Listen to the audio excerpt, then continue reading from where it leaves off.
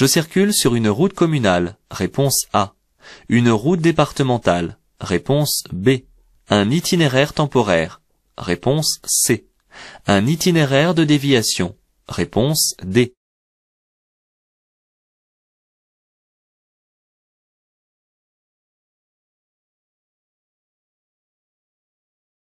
Les routes sont classées en différentes catégories. On les reconnaît par leur couleur. La borne de couleur jaune et la lettre D m'indiquent ici que je circule sur une route départementale. Les aires de repos sont distantes entre elles de 10 minutes environ. Oui, réponse A. Non, réponse B.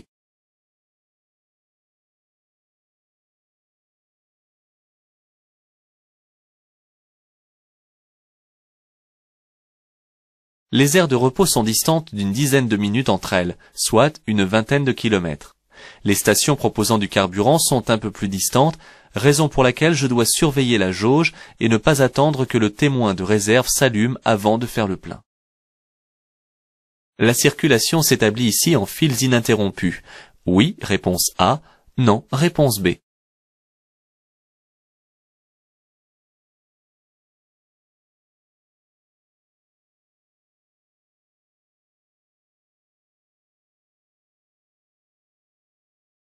Pour conclure qu'une circulation s'établit en fils ininterrompus, il faut pour cela que les usagers ne laissent plus entre eux que la distance de sécurité. Ce n'est pas le cas ici, où la voie de gauche est presque totalement libre. Les chaînes à neige doivent être installées sur les roues motrices. Oui, réponse A. Non, réponse B.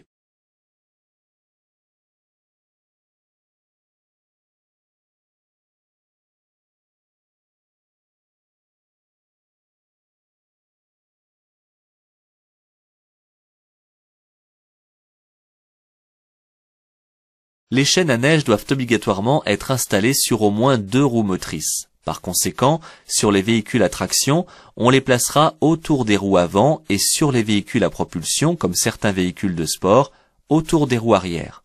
Attention, l'usage des chaînes n'est autorisé que sur les routes enneigées. À 50 mètres, je céderai le passage aux piétons engagés sur les bandes blanches. Oui, réponse A.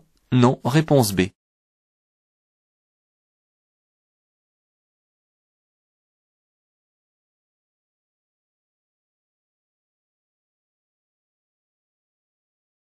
Le passage pour piétons est un endroit matérialisé par de larges bandes blanches visibles de loin. Les usagers doivent s'arrêter pour leur céder le passage lorsqu'ils sont engagés. C'est pourquoi il est important de ralentir suffisamment à l'approche d'un passage pour piétons.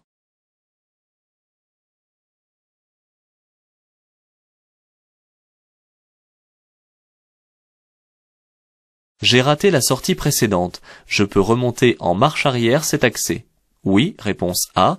Non, réponse B.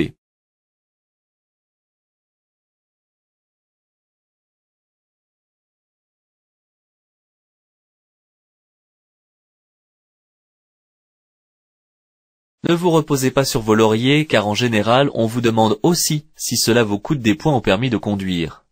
Il est interdit, car dangereux, de faire demi-tour ou d'exécuter une marche arrière sur une autoroute, et cela coûte 4 points ainsi qu'une suspension du permis de conduire pendant 3 ans. Les barrières sont relevées et le feu éteint. En cas de bouchon, je m'arrête avant les barrières. Oui, réponse A. Non, réponse B. Je ne m'engage que si je peux dégager complètement les voies. Oui, réponse C. Non, réponse D.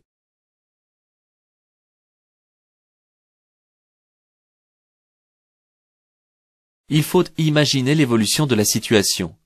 Il est interdit de rester à l'arrêt en circulation sur les voies du train. On se doute pourquoi. Même avec les barrières relevées et les feux rouges clignotants éteints, je reste avant le passage si la circulation est bloquée de l'autre côté. Et je n'avance que si je peux dégager complètement les voies, c'est-à-dire après le passage à niveau. Pour utiliser cette aire de repos, j'entre dans la voie à 130 km/h. Réponse A. À 90 km/h. Réponse B.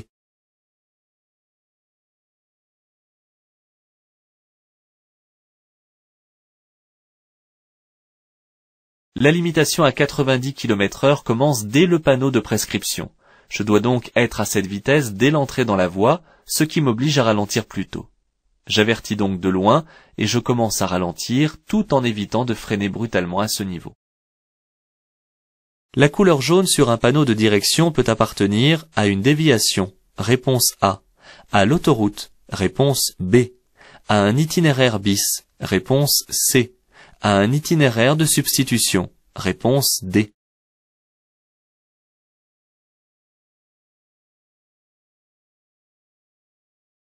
Les directions d'autoroute sont bleues. Parfois, le symbole autoroutier est inclus dans un panneau vert car cette direction y mène. Le jaune est réservé aux travaux, donc aux déviations d'itinéraire. Il sert aussi pour un itinéraire bis ou un itinéraire de substitution S. Je devrais m'arrêter si un usager arrive à ma gauche, réponse A. Dans tous les cas, réponse B.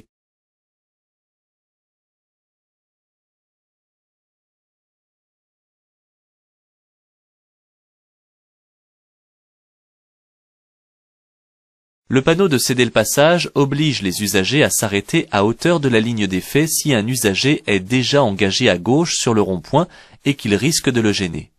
S'il n'y a personne, je peux passer sans m'arrêter, mais à vitesse réduite, afin d'assurer la fluidité et la sécurité.